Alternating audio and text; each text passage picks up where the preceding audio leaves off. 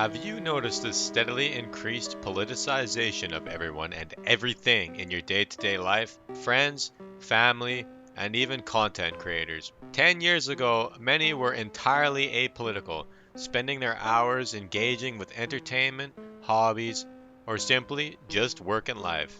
Now, in 2025, many of these former apolitical people are ranting and raving daily about the economic, cultural, and political issues that we face. Even boomers and Gen X that were once occupied with their day to day lives have become cable news addled Facebook scrolling partisans. It seems as though the realities of our declining way of life are no longer able to be ignored. I'm not here to complain or wish it was any other way, rather, explain how it is simply a reflection of our realities and broken cultures. If you want the TLDR, basically, everything sucks ass now.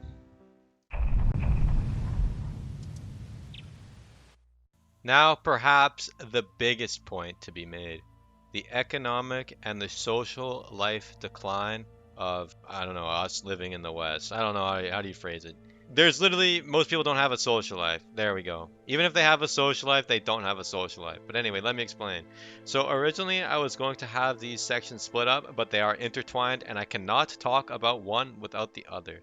There has been a rapid decline in the social and economic life of everyone in North America, or the collective, we'll say collective West, okay? Collective West.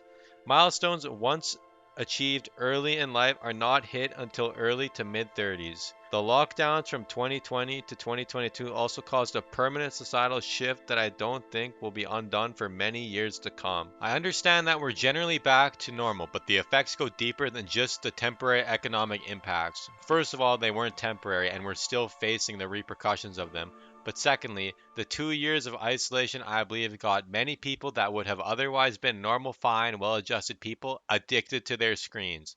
And once they've been lulled into the sedentary, asocial lifestyle, it takes a lot of willpower and effort to get out of it.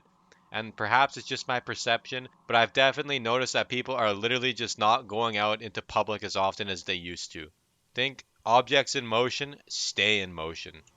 Third spaces are nearly non-existent now and the cost of living is through the roof. Most people simply work, and that's if they are lucky enough to have a job in the first place, come home, and then sit on their phone or computer for the rest of their night. Maybe some hobbies here and there, but generally speaking, too much of their life is spent online.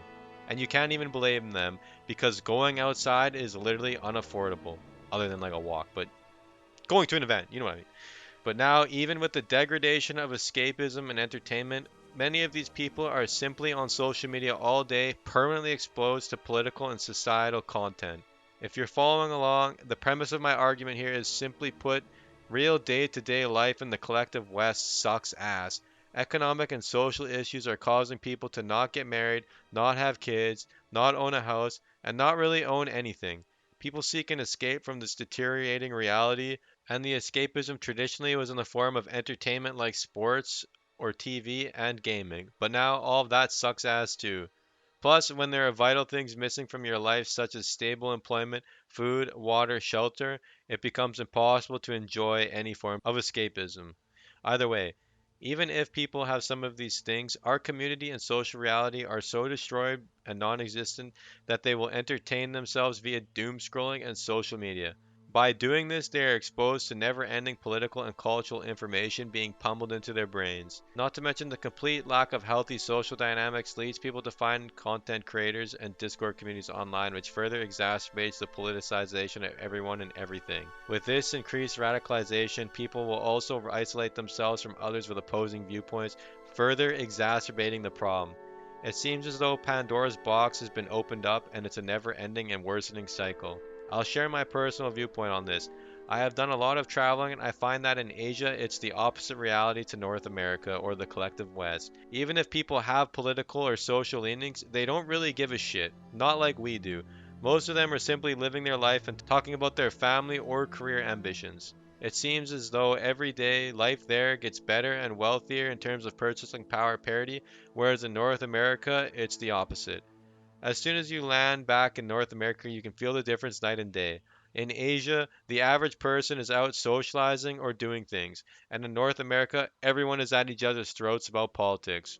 When I'm here, I literally do not leave my house for anything other than Muay Thai and now, as of a few weeks ago, church. I do not want to go out to some scabby place and spend $10 on alcoholic grain water or $22 on shitty carb slop meal that's made by a temporary foreign worker.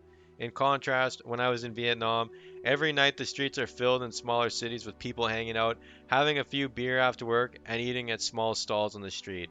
This is because it's simply more affordable, even considering purchasing power parity. No one in North America could afford to go have a couple beers every night after work. That's just not the reality. And not that you would want to do that anyway, but it's just the point that socializing here is much more difficult than it is there because of economic means. And the bureaucratic nanny state that is North America has obliterated, through zoning laws and regulation, any small business's hopes of competing with a massive box store. Not to mention the city design of having to drive everywhere. It really is a massive, complex issue. But generally speaking, society is not working for the average person anymore. And when you have no stake in a system, you turn to political or sometimes even more extreme nihilistic measures, which you see in the rampant mass shootings and assassinations that are constantly occurring. It seems as though we are in a death spiral, and I'm not sure if we're going to be able to pull ourselves out of it anytime soon. What better way to display the current cultural shift than take a look at the current content creators? I can recall the previous decade there being an unwritten rule against speaking on matters of politics. Of course, there were specific political and philosophical content creators that existed solely to cover these topics, but the escapist gaming, music, movie, or entertainment creators would avoid these topics like the plague. But now in 2025, it seems increasingly more difficult to avoid this new cultural reality. Apolitical content creators are constantly being attacked in the attempt to have them pick a side, and if not sufficiently loyal enough to the ideology, will be cannibalized by their own audience. I can recall legendary YouTube LARPer Townsend's complaining about this phenomenon 8 years ago, and now it's 100 times worse. A great example we can use as a case study on the typical white male gamer's transformation from gamer mastermind into political chud is Asmongold. For the longest time, he was simply a WoW gamer, focusing on retail WoW transmog competitions as well as advocating for and creating content about World of Warcraft. Now he doesn't even play the game, or any game for that matter, and instead spends his entire days streaming forums like X, commentating on drama, politics, and social issues. I would just like to state that this is not a critique, this is just an observation. Regardless of whether or not you believe these content creators are genuine, the reality is this is the content they are making. And the politicization of everything and everyone is why they are making this content. If they continue to play the same games over and over and over and over that continuously are in a state of decline, then they too would decline alongside their game. Asmongold is maybe more of an extreme example of someone who's completely abandoned their niche for another. There are many content creators still making entertainment focused escapism videos, but even still, they will still make comments publicly about their political ideology or leanings when 10 years ago they wouldn't dare. That being said, however, I am not going to speak for them, but I will rather attempt to make an analysis of the degradation of entertainment, arts, gaming, culture, society, and the majority of people's life experiences. In other words, everything kind of fucking sucks ass now.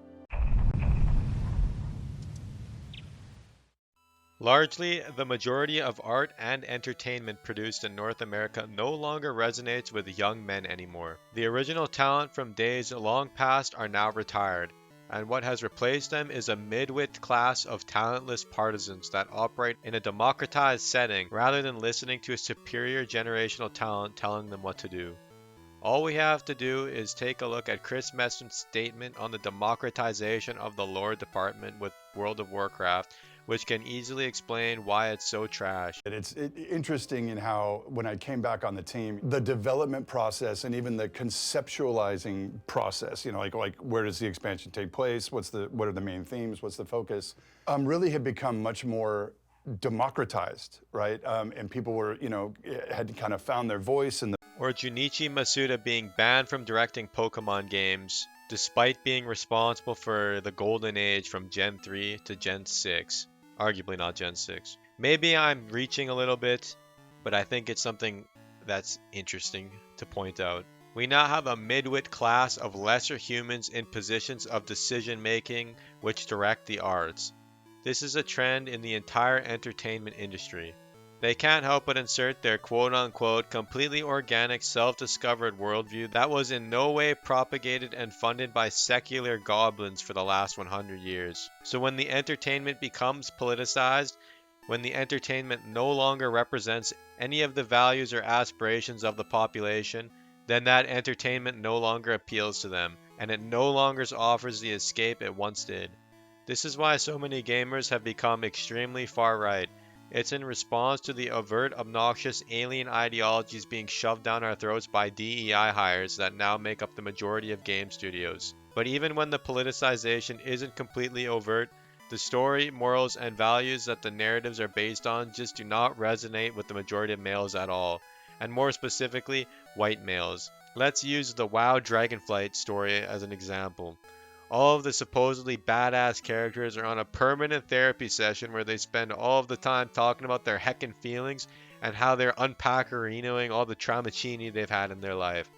This is a very new, very Western, and very gynocentric way of looking at the world, and it seems as though this unobjective philosophical viewpoint is just accepted as a fact these days, the same way that saying the sky is blue is a fact. When most of these pseudoscientific psychology ideas that we seem to accept stem from philosophers like Sigmund Freud and other university individuals from that time frame. Men do not want to see powerful characters sit in a circle and cry about all their problems.